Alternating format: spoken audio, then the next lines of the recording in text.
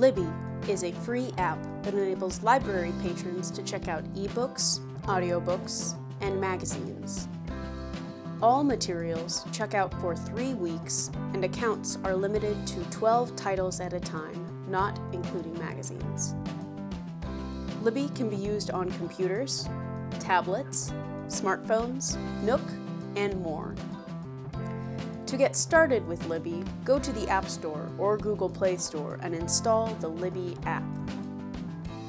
Follow the in-app prompts to select Springfield-Greene County Library as your home library and type in your library card number to sign into your account. Tap the search button to search by title or author. To browse the collection, tap the home button. If the title is available, select Borrow.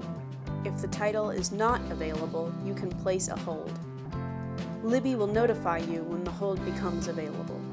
Accounts may have up to 20 holds at one time. Borrowed items return automatically, so there is no need to worry about late fees. Titles you have borrowed appear on your shelf, marked by a book icon.